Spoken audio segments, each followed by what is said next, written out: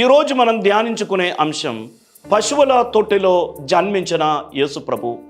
లూకాసు వార్త 2వ అధ్యాయం 7వ వాక్యంలో మనం ఇలా చదువుతున్నాం.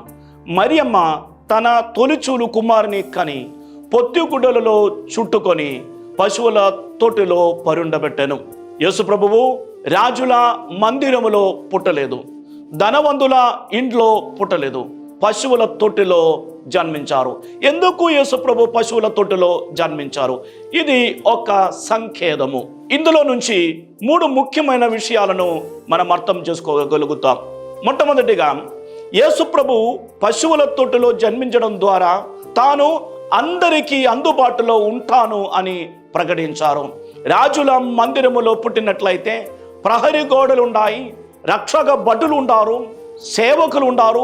వీరందరినీ దాటి లోపలికి వెళ్ళడం, శిశువును కలవడం చాలా కష్టముతో కూడుకున్న పని. కానీ పశువుల తొట్టిలో పుట్టినటువంటి శిశువు దగ్గరికి ఎవరైనా వెళ్ళగలుగుతారు. ఎవరు అడురారు, ఎవరు అడుగరు.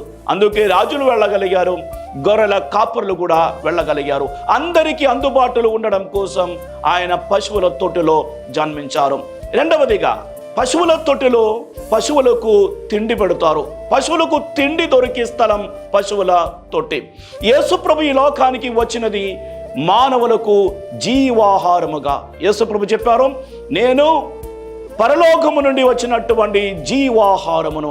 ఇలా మానవులకు ఆహారముగా వచ్చినటువంటి యేసు ప్రభు జంతువులకు ఆహారమునిచ్చే పశువుల తొట్టిలో జన్మించారు అని మనం అర్థం చేసుకోవాలి. మూడవదిగా ఆ రోజుల్లో కాపరులు గొర్రె పిల్లలను పొత్తిగుడుల్లో చుట్టుకొని కాపాడేవారు.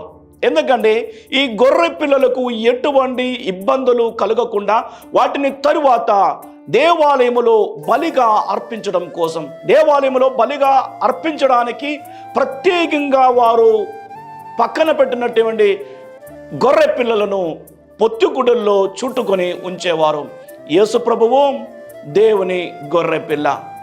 యోహాను సువార్త 1వ అధ్యాయం 29వ వాక్యంలోను, యోహాను సువార్త 1వ అధ్యాయం 36వ వాక్యంలోను యేసు ప్రభును ఉద్దేశించి స్నాపకుడైన యోహాను చెప్పాడు, ఇదిగో దేవుని గొర్రె పిల్ల.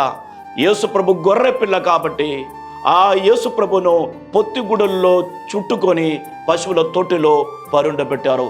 ఈ 3 అర్థాలు ఈ ఒక్క సంఘటన నుంచి మనం అర్థం చేసుకోగలుగుతాము. ఈరోజు మనకందరికీ అందుబాటులో ఉన్నటువంటి ఆ యేసు ప్రభు దగ్గరికి మనం వెళ్దాం, ఆయన ఆశీర్వాదం మనం స్వీకరిద్దాం. దేవుడు మనలను ధారాళంగా దీవించునుగాక.